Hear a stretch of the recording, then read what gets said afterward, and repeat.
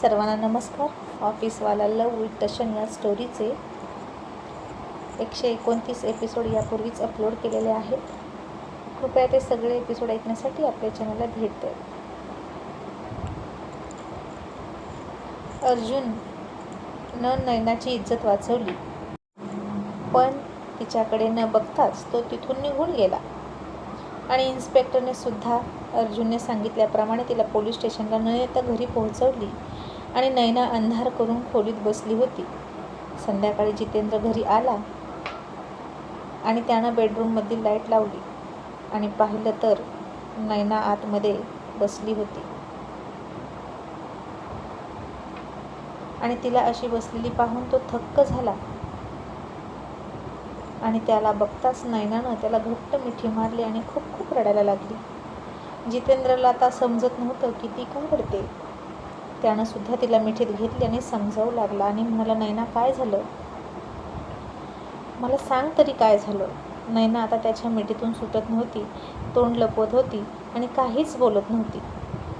फक्त त्याला घट्ट घट्ट आवडायची आणि त्याच्या सुरक्षित मिठीत शिरायला बघायची. रडून रडून तिचे खूप वाईट हाल झाले होते. आणि आता काही वेळेस सुद्धा तिला तसाच जवळ घेऊन जितेंद्र बेडवर बसला आणि मग थोड्या वेळानं ती सावरली. पण तिच्या नजरेसमोर तो घाणेरडा प्रसंग सतत यायचा.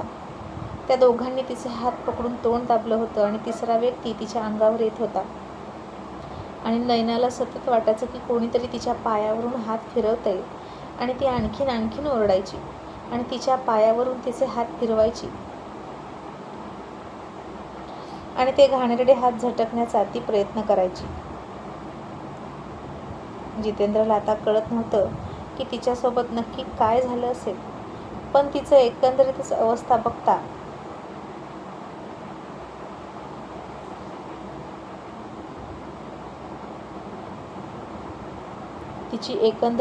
बघता तिला कसला तरी मानसिक धक्का बसला आहे एवढं मात्र नक्की. आणि मग त्याने तिला पाणी दिलं आणि म्हणाला, नैना मी आपल्यासाठी कॉफी आणतो, म्हणजे तुला रिलॅक्स वाटेल आणि मग काय झालं ते तू मला सांग. नैना आता त्याचा हात पकडून पुन्हा त्याच्या गळ्यात पडली आणि म्हणाली, जितू आय एम सॉरी, मला माफ कर. मी तुझं ऐकलं नाही त्याबद्दल मला माफ कर. खरंच मी मूर्ख आहे.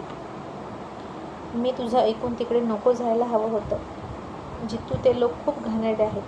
त्यांनी मला ट्रॅप केलं आणि तिथं हॉटेलमध्ये ते तिघेजण मला असं म्हणून ती रडायला लागली.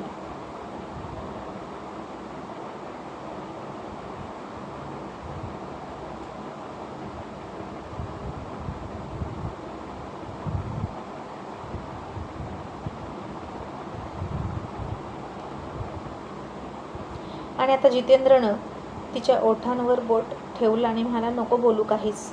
हे बघ, तुला काही झालं नाही ना, तेच खूप महत्त्वाचं आहे माझ्यासाठी. आता झालं गेलं विसरून जा, आपण पोलिसांत कंप्लेंट करू. आणि नयना, अगं आम्हाला एक्सपिरियन्स आहे, अशा खूप कंपन्या भेटतील तुला नोकरीच्या नावाखाली मुलींना फसवणाऱ्या. आणि मला सांगशील का सुरुवातीपासून नक्की काय झालं. मग नयनानं त्याला सगळं सांगितलं.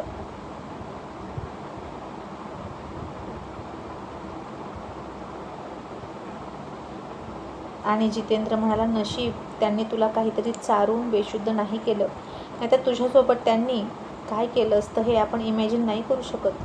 नैना, अगं अशा कॉर्पोरेट वर्ल्डमध्ये प्रोजेक्ट मिळवण्यासाठी आणि बिझनेसमध्ये एकमेकांना काटशह देण्यासाठी खूप विचित्र प्रकार चालतात. लेडीजला चहा, कॉफी, सरबतमधून काहीतरी खायला देतात, बेशुद्ध पाडतात आणि त्यांचे अश्लील व्हिडिओ काढतात आणि ब्लॅकमेलसुद्धा करतात. आणि मग त्यांना हवं तिथं, हवं तेव्हा, हवं त्या हॉटेलवर बोलवतात आणि त्यांना काहीही करायला सांगतात. आणि आता हे ऐकलं तसं नयनाच्या अंगावर शहारा आला आणि आपण किती मोठ्या संकटातून आज वाचलो हे तिला समजलं. पण खरं सांगायचं तर तिला या संकटातून वाचवणारा तो देव माणूस त्याच्याविषयी बोलायचं तर नैना राहूनच गेली. आणि नैना म्हणाली, जितू खरं तर तुला सांगू, मला या संकटातून कोणी वाचवलं. जितेंद्र म्हणाला, कोणी, तू सांग नैना. अगं कोण होता तो देव माणूस, मी त्याचे स्वतः पाय पकडून आभार मानतो. आणि नैना म्हणाली, पण जितू कदाचित तू त्यांचे आभार मानू शकशील, पण मला त्यांच्यासमोर जायची लाज वाटणार, कारण मी खूप चुकले रे. आणि यावेळीसुद्धा तेच जिंकले आणि तेच ग्रेट ठरले. आणि मला पुन्हा एकदा कळलं की मी त्यांच्यासमोर किती छोटी आहे. जितू, ते मला माफ करतील का?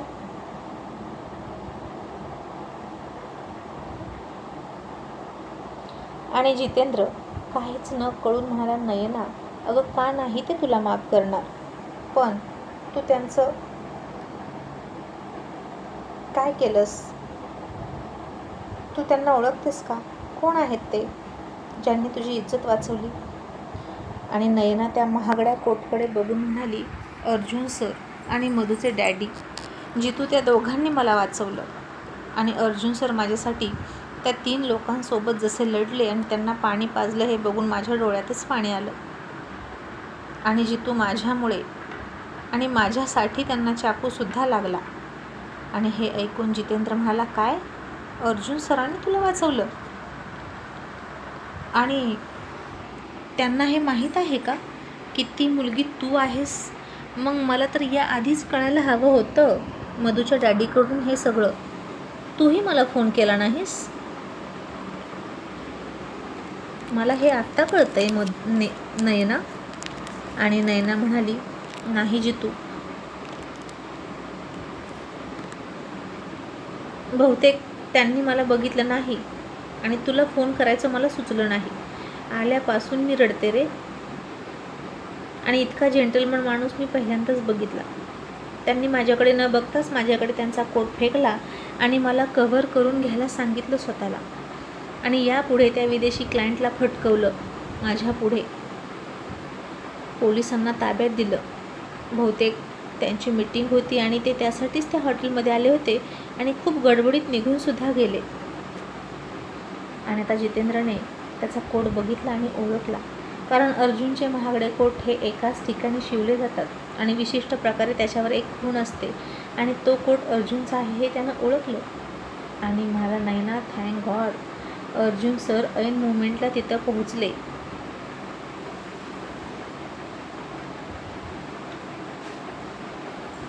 अगं त्यांना थोडा जरी उशीर झाला असता तर नयना.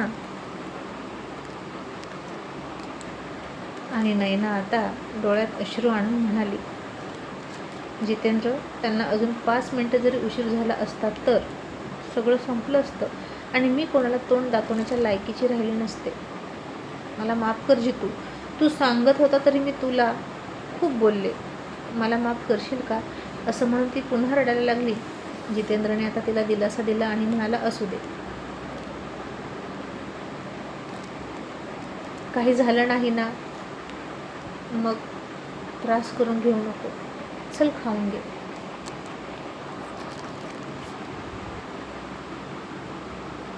आणि नयना म्हणाली, नाही जितू, मला अर्जुन सरांची माफी मागायची आहे, त्याशिवाय मला काहीच खायचं प्यायचं नाही.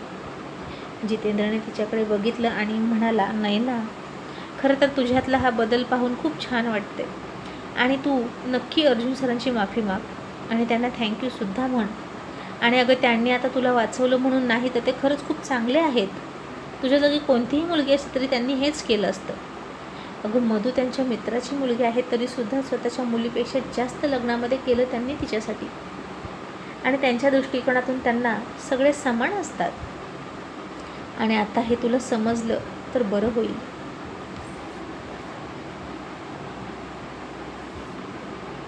आणि नयना म्हणाली, खरं आहे तुझं, पटतंय मला.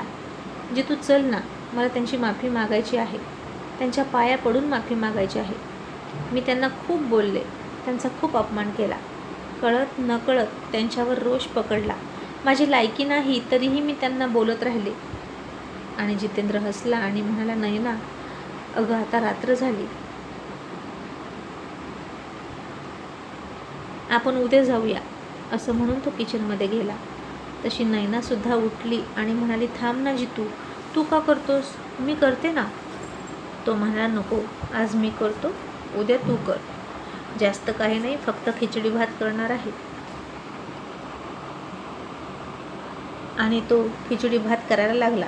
आणि त्याचं ते प्रेम बघितलं आणि इतके दिवस तो तिच्याशी किती रूढ वागत होता. तेही तिला आठवलं. पण ते सगळं तिला सुधारण्यासाठी होतं. पण तिच्यावरचं त्याचं प्रेम कुठेच गेलं नव्हतं. ते फक्त थोडंसं त्यानं लपवून ठेवलं होतं हे तिला आता कळत होतं.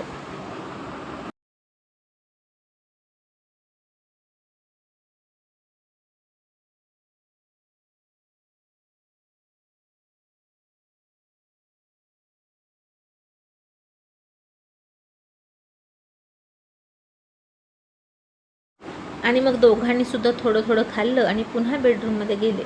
आणि आज नैना स्वतः होऊन त्याच्या जवळ आली.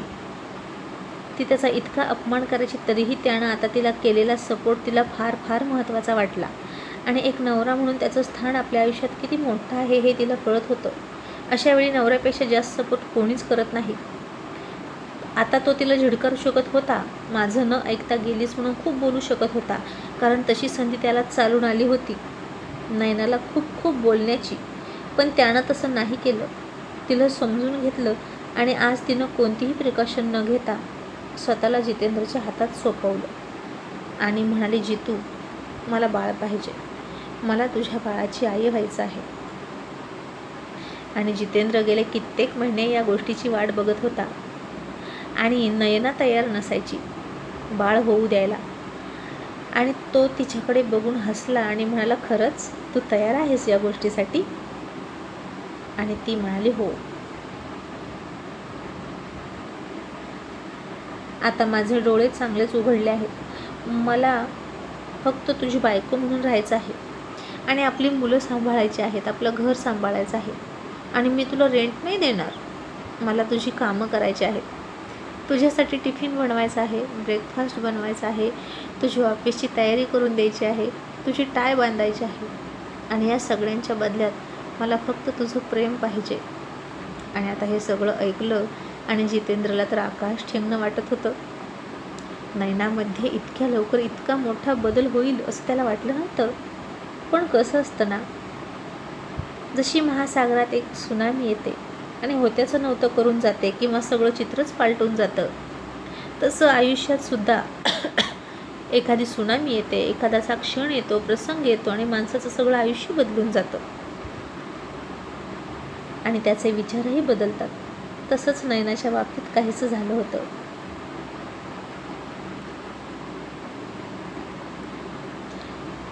आणि आता तिला जमिनीवर कसं राहायचं हे कळलं होतं.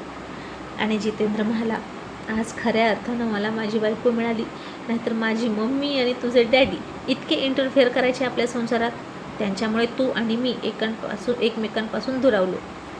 आणि नयना हसून म्हणाली, खरं आहे, पण जितू तू तुझ्या मम्मीला काल मनापासून म्हणालास की मी माझ्या बायकोनं केलेलं जेवण खाणार, मग ते कसंही असू दे. आणि ते ऐकून मला जेवण शिकण्याची इच्छा झाली. Because Jitu I love you आणि मी तुझ्यासाठी सगळं शिकायला लागले. आणि तो सुद्धा म्हणाला, I love you Naina, I love you too. आणि खूप दिवसानंतर त्याच्या मिठीत गेली आणि सुखावली. आणि हे खरं आहे, नवरा बायकोच्या मध्ये कोणीही पडू नये. शेवटी ते एक होतात आणि त्याची मम्मी आणि तिचा डॅडी विलन झाले.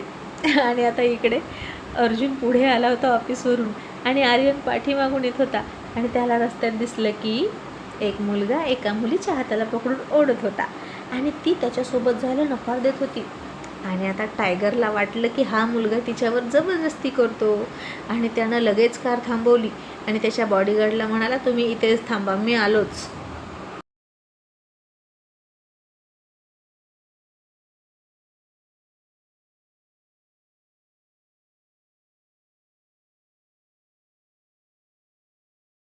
आणि तो पुढे गेला आणि ती मुलगी त्या मुलाला म्हणत होती, सोड मला, मी कुठेही येणार नाही तुझ्यासोबत. आणि तो मुलगा, मला कशी येत नाही तेच बघतो, चल गाडीत बस. इतक्यात आर्यनने त्याचा हात पकडला आणि मला, हे हॅलो मिस्टर, ती नाही म्हणते ना, तर ती तुझ्यासोबत कुठेही येणार नाही. ना का मतलब ना होता है, समजलं. आणि तो मुलगा आर्यनला म्हणाला, हे तू कोण आहेस रे, तू जा बरं इथून, आधीच माझं डोकं उठलं आहे आणि तू आमच्या मॅटरमध्ये पडू नकोस. आणि ती मुलगी आर्यनला म्हणाली, प्लीज सर सेव्ह मी, हा मला जबरदस्ती स्वतःसोबत घेऊन निघाला आहे आणि मला याच्यासोबत नाही जायचं. बहुतेक आता तो तिचा बॉयफ्रेंड होता आणि तो म्हणाला तू असं करू नकोस, आता तुला दुसराच कोणीतरी भेटलाय म्हणून तू मला टाळतेस का? मग माझ्यावर आधी केलेल्या प्रेमाचं काय? ते सगळं खोटं होतं का? आणि ती मुलगी म्हणाली मी काय करू, माझ्या घरच्यांनी माझ्यासाठी तो निवडला आहे आणि मला त्याच्याशी लग्न करणं भाग आहे. असं म्हणून तिने पळवाट शोधली.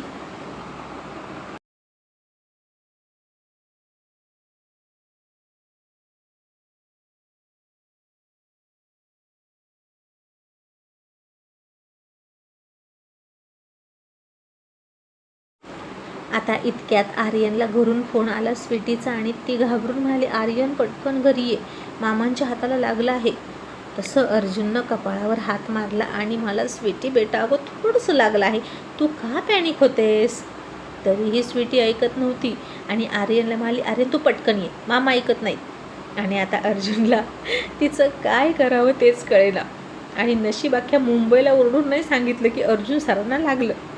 आणि स्वीटी स्वतः त्याला बँडेज करत म्हणाली मामा दुपारी लागले ना, तुम्ही अजून बँडेज केलं नाही का, काही झालं तर वगैरे वगैरे बडबड बडबड करत होती. आणि तिचं ते एक्स्ट्रा लव बघून अर्जुन हसत होता. आणि आता आर्यनला सुद्धा तिकडं डॅडला किती लागलं आहे किती नाही माहीत नव्हतं आणि या दोघांचं सुरू होतं. आणि तो म्हणाला 1 मिनिट मला काही कळेल असं बोला ना, तुम्ही का भांडताय आणि तुमची आधी ओळख आहे का? आणि ती मुलगी आता आर्यनलाच म्हणाली हे मिस्टर तू जा बरं इथून, आता मी ना याची पोलीसमध्ये कंप्लेंट करणार आहे, मग बघूच काय करतोय हा, असं नाही करू शकत, माझं आता दुसरीकडे लग्न ठरलं आहे. आणि तो मुलगा म्हणाला मग तू माझा वापर फक्त कॉलेजमध्ये फिरण्यासाठी आणि खाण्यापिण्यासाठी केलास बरोबर ना? तुझ्यासाठी मी माझ्या घरातून किती पैसे चोरले आहेत तुला माहीत आहे का? आणि आता लग्न तू एका श्रीमंत मुलासोबत करतेस का? म्हणजे तू मला चीट केलं? आणि ती मुलगी म्हणाली हो चीट केलं, तू मला फक्त साधारण रेस्टॉरंटमध्ये 150 रुपयाची प्लेट खाऊ घालू शकतोस, पण मला आयुष्यभर 5 स्टार हॉटेलमध्ये जेवायला घालणारा नवरा मिळणार आहे आता, मग मी तुझ्या का नादी लागू आणि का तुझ्याशी लग्न करू? असं ती मुलगी म्हणाली. तसं आता टायगर चिडला आणि आता त्यानं त्या मुलीच्या 2 सणसणीत कानाखाली लावून दिल्या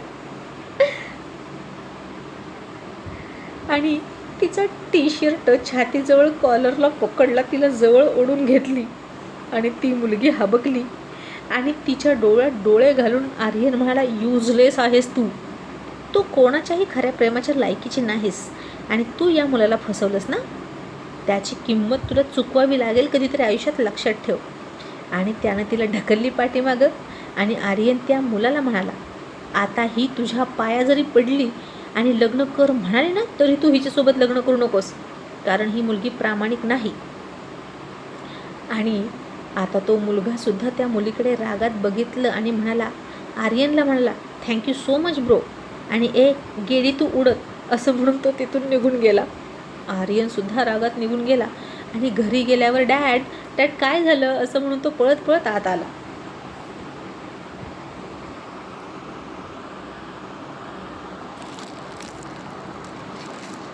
आणि हे सगळं कसं झालं असं त्यानं अर्जुनला विचारलं.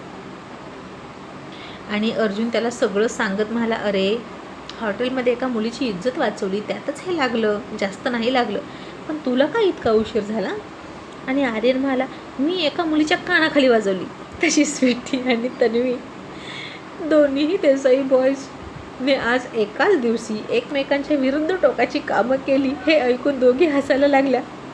आणि अर्जुन सर म्हणाले बट तनू माझावाला मॅटर खूप सिरियस होता, मी थोडा वेळ जरी नसतो पोहोचलो ना तर फार वाईट झालं असतं तिच्यासोबत. आणि आर्यन हसून म्हणाला डॅड माझा वाढला मॅटर मी सिरियस करून आलो, सॉल्व नाही केला. तसे आता सगळेच खूप हसले आणि तन्वी आणि स्वीटीनं दोघांना हात जोडले आणि म्हणाला धन्य आहात तुम्ही.